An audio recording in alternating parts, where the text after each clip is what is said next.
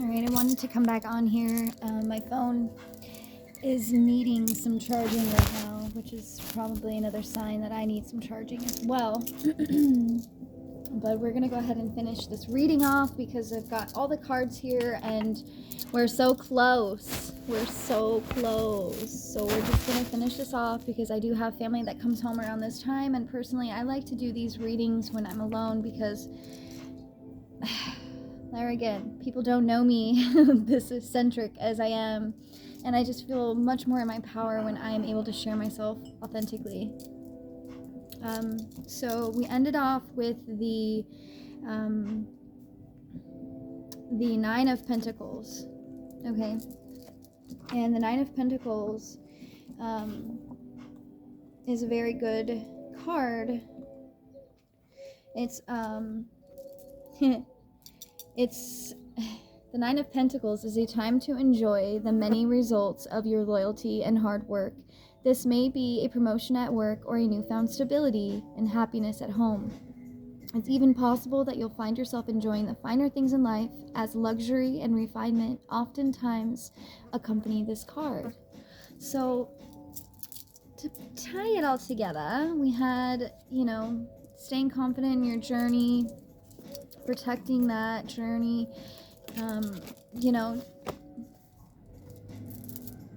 just do the damn thing. Show up for yourself. Don't give a fuck what anybody else thinks, And then we have the Two of Swords at the bottom of the deck, which indicates a decision. And I want to point out that this card right here also looks like an eclipse. Some sort of an eclipse is happening, so that might be significant. I know that it is for myself. I don't know exactly what's coming up this Easter, but I know that it's really big and at the same time very scary. So just to kind of close this off before I get some more technical issues, and before we kind of close it off as well, I fucking hate when I am, okay, I try to be gentle with most everything, including bugs, especially fucking bugs and flies and stuff. I have a hard time not wanting to just kill them, not gonna lie, but I don't need to do that anymore. I can find other ways to get rid of things, like I do my negative energy and things like that, and that's using smoke. I use smoke to cleanse all the time.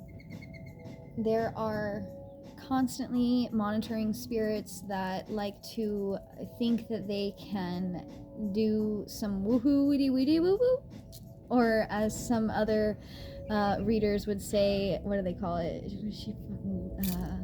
Crystal meth crack magic or some shit like that. I don't know. Anyways, I am protected. This is a safe space, and you are always safe here. There's no doubts about it whatsoever. I am constantly protected by not only Mother Earth, God, Archangel Michael, Archangel Gabriel, all the archangels, ascended masters. Like, I couldn't even begin in one video to explain how protected I am and how safe you are in my space. Okay? Let's just make that clear for yourself right now. So, the Two of Swords is the last card. It was at the bottom of the deck, and usually I hear that the bottom of the deck is kind of like the energy that you're moving into, or that you are about to embody, or that is, kind of next in phase, next in line. And the Two of Swords represents, depicts two opposing forces that have reached a stalemate. So in this case, I'm going to say light and dark, right? It's like the darkness right now is definitely having a hard time. They're scurrying around because so much light is being, so many things are being brought to light. And in the same sense, we've been getting a lot of solar flares. I know a lot of people don't understand that we actually get our consciousness from the sun, right? The sun is coded with information, and when you consciously connect with that information and you allow yourself to consciously become aware of that connection with the sun, as the sun is coming out right now, it's been clouded all day. So it's like being consciously aware of your connection to everything around you, especially the sun, and especially as of late. And honestly, many of you aren't even aware that this is happening, but it's still affecting you. So there again, why I like choose to pay attention to the stars and the sky and the wind and you know, the rain and the seasons of the planet is because they are here to guide you. They are here to cleanse you. They are here to aid you. So this card is also representing that stalemate is not allowing you to progress forward with either it's a relationship or a decision. Now, this could also come as a relationship to yourself, the relationship to the divine, the relationship to your inner divine feminine, your inner divine masculine, because we all, whether you are genetically female or male, all have the divine feminine and the divine masculine right and left sides of the brain and of the energy body. We all have that, and for many millennia the masculine energy has taken that and rode with it hard. Now we're like put away wet and trying to become more feminine, as the earth is herself, becoming and embodying more of her feminine that has been so dogma, so much bullshit has been thrown at the goddess. It is not even funny. So either way, there's an answer that's being blocked, maybe by choice, and maybe the many times this card will indicate you do not wish to face the truth the light will reveal. So it is very scary when you are bringing things to light. You may experience a lot of hate, whether that's verbally, energetically, through projections or things like that. But as somebody who carries so much light, you have to be aware that type of darkness can be lifted by you. So sometimes those answers that we wish to, those answers that we are looking for, don't come in the way that we think they will, and then oftentimes that goes again to the expectations that we hold for ourselves and we hold for other people. You know, where are you holding people in a higher esteem or in a much more? Are you holding people in the same expectation that you would hold yourself, and in the same ways? Why? I don't believe in expectations. I believe in aspirations. Self-aspirations, and enlightening and elevating people to show up as their highest self. And those types of things are not expirations. They're not expectations. And maybe you have expirations on things for people. Maybe your expectations are needing to expire. Let's be real, because you have all of these things coming in for you. You have all of your hard work, your loyalty, your, continuing to show up for yourself, all of your hard work is paying off. So you need to maybe lower your own expectations for yourself and allow people to be who they are, and allow yourself to be who you are and where you're at. There's no race. This isn't a fucking race. There's no finish line.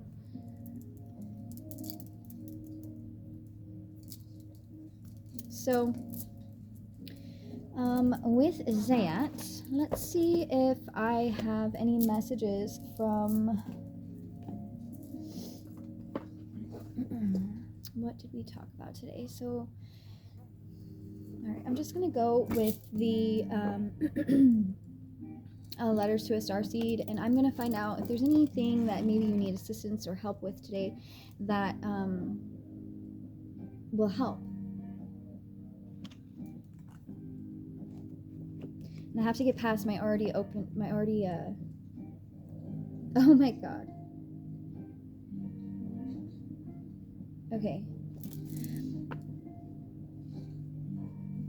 So, we're just gonna go with it because that's how it works. That's how it works for me. Being extensions of your heart, you ask the book, what information do you have that is supportive for me right now and is in the highest good of all? What message do I most need to remember?